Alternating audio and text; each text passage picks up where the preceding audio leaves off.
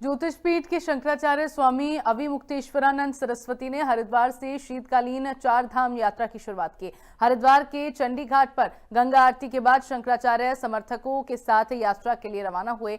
Media से बात करते हुए शंकराचार्य ने कहा कि शीतकाल में भी सभी 4 धामों के आराधना स्थल पर दर्शन किए जाते हैं, लेकिन शीतकालीन यात्रा का प्रचार प्रसार कम होने के कारण लोग बहुत कम संख्या में यात्रा के लिए पहुंचते हैं। उन्होंने कहा कि मुख्यमंत्री पुष्कर सिंह धामी ने इसमें रुचि ली है, इसीलिए अब धीरे धीरे शीतकालीन यात्रा में भी यात्रियों की संख्या में इजाफा हो रहा है। ग्रीष्मकालीन स्थान में पूजा होती है, शीतकाल स्थान में पूजा होती है। पूजा प्रतिदिन होती रहती है, वर्ष भर ये यात्रा चलती है। लेकिन भ्रम उत्पन्न हो गया था, जिसके कारण लोग ग्रीष्मकाल में तो इतना अधिक संख्या में यहाँ आते थे कि जगह नहीं मिलती थी, और फिर 6 महीने तक यहाँ पर बिल्कुल लोग आते ही नहीं थे।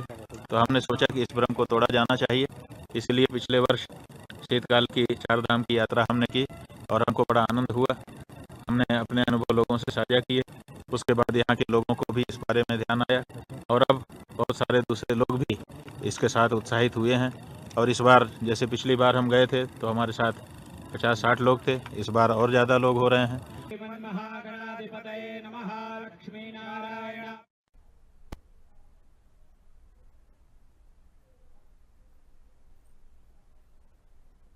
और खबर पर ज्यादा जानकारी के लिए मेरे साथ संवाददाता धर्मेंद्र चौधरी हरिद्वार से लाइव जुड़ गए हैं। धर्मेंद्र, क्या जानकारी पूरे मामले में?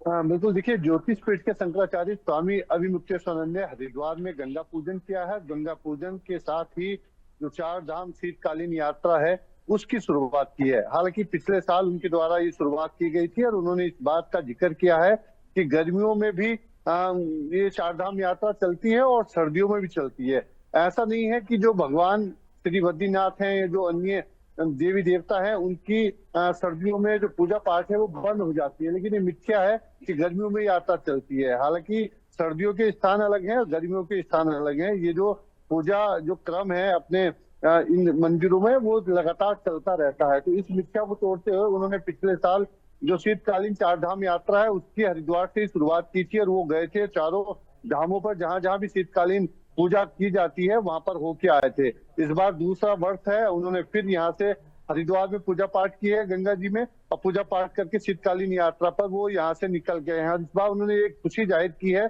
कि जो धामी सरकार है वो भी इसमें रुचि ले रही है। हालांकि पिछली बार जब शीतकालीन यात्रा शुरू हुई थी तो उसमें कम यात्री पहुंचे थे, लेकिन चूंकि अब सरकार भी इसमें रुचि ले रही है तो अब इसमें जो यात्री हैं उनमें इजाफा होगा। और जिस तरह से गर्मियों में 4 धाम की यात्रा चलती है उसी तरह से अब आने में शीतकालीन जो 4 धाम यात्रा है, शंकराचार्य खुद उन्होंने इस शीतकालीन 4 धाम यात्रा की शुरुआत की है और अब उनके समर्थक इसमें मौजूद रहे, उनके समर्थक उनके साथ में रवाना हुए, क्योंकि आप बता रहे हैं कि सरकार की ओर से भी इसमें रुचि ली जा रही है। तो ऐसे में जो यात्री होंगे उनकी संख्या में इजाफा होगा। इस बार क्या माना जा रहा है, कितनी संख्या में लोग इस शीतकालीन 4 धाम यात्रा के लिए रवाना हो सकते हैं?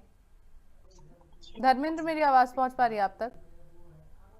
जी जी जी, आपने बताया कि ज्योतिष पीठ के शंकराचार्य ने खुद इसकी शुरुआत की है और आपने ये भी बताया कि सरकार भी इसमें अब रुचि ले रही है। अपने समर्थकों के साथ वो शीतकालीन 4 धाम यात्रा के लिए रवाना हो गए हैं। अगर सरकार रुचि ले रही है तो जाहिर तौर पर यात्रियों में भी इजाफा होगा। क्या माना जा रहा है, कितनी संख्या में यात्री इस बार 4 धाम यात्रा के लिए रवाना हो सकते हैं?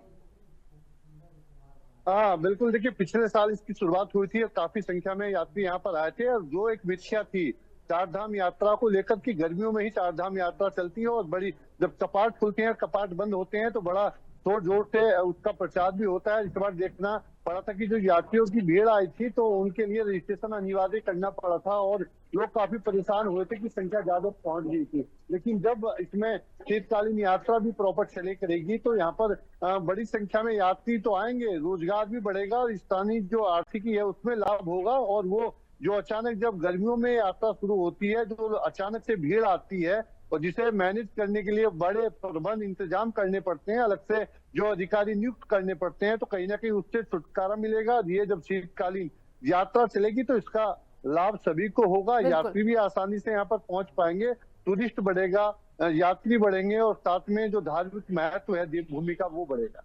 बिल्कुल धर्मेंद्र, क्योंकि गर्मियों का वक्त अलग होता है और सर्दियों का वक्त अलग होता है। हालांकि आस्था की जब बात होती है सर्दी या गर्मी मायने नहीं रखते हैं, लेकिन अब शीतकालीन चारधाम यात्रा क्योंकि इसकी शुरुआत कर दी गई है और यात्री रवाना हुए हैं, तो ऐसे में इस बार क्या क्या सुविधाएं यात्रियों के लिए रखी गई इस चारधाम यात्रा के दौरान? बिल्कुल, देखिए अभी पिछले दिनों जो मुख्यमंत्री पुष्कर सिंह धामी हैं वो ओखीमठ पहुंचे थे।